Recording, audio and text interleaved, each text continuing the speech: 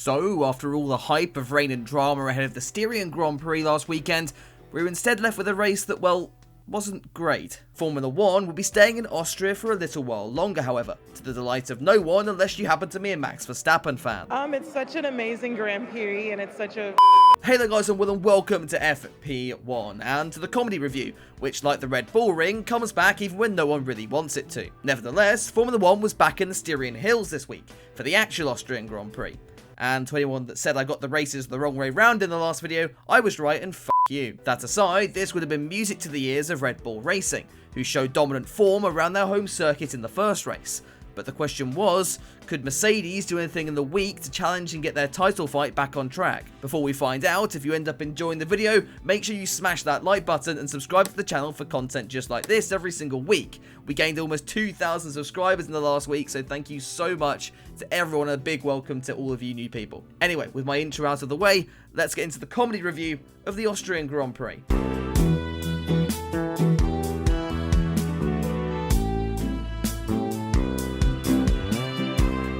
So to kick things off, I want to talk about my favourite driver of all time in Nikita Mazepin. One aspect that I missed out of last week's review was how the Russian received a little present from Gunther Steiner. What is this? It's the Mazepin. It's here. Now, though Nikita seemed to take the joke well, he came out midweek claiming his Haas car was too heavy and that he wanted a new chassis as soon as possible. Haas and Steiner were a little bit hesitant here, however, given how much a new chassis would cost and the likelihood that Mazepin would plant it in the wall at the first given opportunity. However, cut to this weekend and things seem to have changed. The new chassis was brought forward and I think I've found out why. Just watch this. Morning, that you're going to get a new chassis just after the summer break, so at least that's sooner than you were expecting, I think, when we last spoke. Yeah, well, maybe he received some positive emails. Look, just swear twice if you need help. Anyway, that little side note aside, let's get into first practice. And another driver in the news this weekend was Yuki Tsunoda, who claimed he'd been pushing too hard too early, which resulted in all of his mistakes thus far this season. Yuki decided to take it easy in FP1 by putting his car in the gravel at the exit of turn 4. That said, the Japanese rookie did end the session 5th fastest and ahead of teammate Gasly, so maybe it's a sign of good things to come. Another driver who struggled though was Canada's Lance Stroll, who decided to take several strolls through the runoff over the course of the session. At the top of the table though, Max Verstappen was flying, ahead of the two Ferraris who claimed to have unlocked something in their car in the last Grand Prix. That said, this is also the team that claimed they weren't cheating in 2019, so we'll just have to wait and see on that one, won't we? Whilst FP1 was all about Red Bull, it would be Mercedes' turn at the top in second practice, as Lewis Hamilton led Valtteri Bottas come the end of the day, despite going off for a bit of sightseeing towards the end of the session. McLaren, however, seemed to be on the back foot, Lando Norris only managing P9 while doing his best Mazepin impression coming out of turn 1. And this brings us nicely on to Saturday, and before the cars could get back out on track, all the headlines surrounded Mercedes, as they announced a new 2-year deal with #blessed. The question still remains over who will fill that second seat, however, with both Mr. Saturday and Mr. Porridge Man setting good pace in FP3, in a session that closely mimicked the events of first practice. Verstappen was back on top, Yuki Tsunoda managed another top 10 despite an off partway through the session, and Nikita Mazepin was still showing his bosses what he plans to do with his new chassis at turn 4. Mercedes seemed even further off the pace, however, Hamilton's new contract not yielding any extra speed for his not-so-silver arrow. Would they be able to catch up in qualifying? Well, no. And in fact, things only managed to get worse from here. The same 5 drivers we lost in Q1 last week were out yet again. Esteban Ocon only 17th after apparently forgetting how to drive, now his 3-year deal was sorted. His teammate Fernando Alonso meanwhile was on fire, setting a lap good enough for P3 in the other Alpine.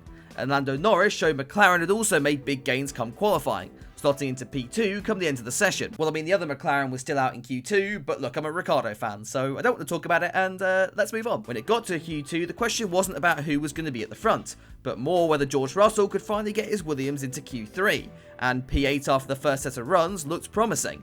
However, with Alonso and the 2 Ferraris behind him, it wasn't looking too positive for the young Brit. Ferrari's pace had looked pretty good all weekend, but come Q2, they clearly decided to revert back to 2020 spec, neither Sainz or Leclerc being able to get into the top 10. But don't forget that Fernando Alonso was still an absolute flyer, and looked set to spoil Williams' party.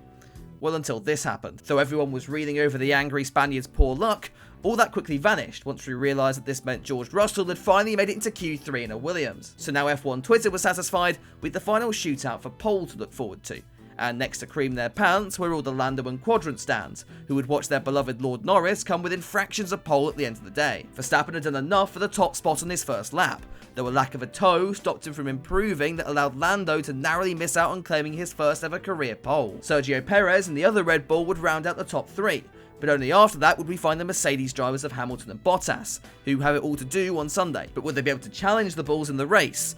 Well, I don't know, as I'm editing this part on the Saturday, so I'll hand you over to future me to find out. So Sunday came around then, and it wouldn't be long until we found out if Austria would finally give us a cracking race, or if it would be another borefest. Thankfully, it ended up being the former, even if Max Verstappen destroyed the field like his dad. No, sorry, I can't make that joke. At the start, it was actually Lando who got the better getaway, though Verstappen was able to cut ahead of the McLaren, leaving Norris no opportunity to take the race lead into turn 1. And after that, it was a fairly clean first lap, at least until Esteban Ocon found himself in a Ferrari Junior Baguette and out of the Grand Prix. That brought out the safety car, which resulted in a frantic restart after Verstappen thought he'd take the Mugello approach and bunch the field up onto the pit straight, which, as we saw back then, ends about as well as Germany's little trip to France in 1939. Thankfully, the drivers decided not to kill each other this time around, as Perez got a good run on Norris into turn 4. Lando took the racing line and left Perez with nothing but the gravel trap, dropping him down to 8th and giving us all big Albon flashbacks from 2020. The stewards, though, in their infinite wisdom, decided that racing shouldn't actually be allowed in racing, penalising Norris and handing him a 5-second penalty, which led to an uproar amongst the prepubescent Norris stands. Lando was still defending P2, however, and put up a good fight to Lewis, who eventually made it past, then lost out to Porridge Man due to his penalty in the pit stops. Slightly further back, there was a battle going on at the back end of the midfield, with Ricciardo finally showing some good pace in the McLaren and making his way past the Aston Martins, who today look like they'd rolled out their 1950s show cars given their lack of speed during the race. In the middle of this pack was Sergio Perez, who after being forced off the road by Norris decided that he would vent his frustration on Charles Leclerc, making the Monegasque rather annoyed in the process. Over at AlphaTauri, Yuki Tsunoda was actually going pretty well, despite starting on the less ideal strategy. However, he clearly must have forgotten his booster seat this weekend, after missing the white line coming into the pits and picking up a 5-second penalty. Hey, I mean, you live and learn, right? Oh, he's done it again. Back at the front, and Austria's been known as a car killer in the past, and #Bless would be the big name to fall foul of this after he damaged his rear on the curbs at the Red Bull Ring. That's allowed Bottas and Norris to close in and overtake the 7-time champion, making all those stands very happy again, and thank God for that. Verstappen may have been dominating in P1, but everyone instead was glued to the rest of the top 10, with Ricciardo putting up a great defence to the Ferraris, and George Russell hanging on in there in P10. Sadly though, we had to witness the changing of the guard, as the old Russell was caught and passed by F1's latest young driver in Fernando Alonso. Ricciardo also wouldn't be able to hold on, losing out to Sainz on fresh mediums on the final lap of the race. And when we all thought it was over, Kimi Raikkonen forgot how to drive in a straight line, and wiped out Vettel as Verstappen rounded the final few turns, though neither were in the points, so no one really cared. But that was that then. Max Verstappen would win and claim what I think is his first Grand Slam, though if I'm wrong, I'm sure the Orange Army will castrate me for it in the comments below. And if you care about my overall thoughts, well, I say it's a pretty good race. Definitely better than last week for sure. We had battles all throughout the top 10, I mean, apart from P1,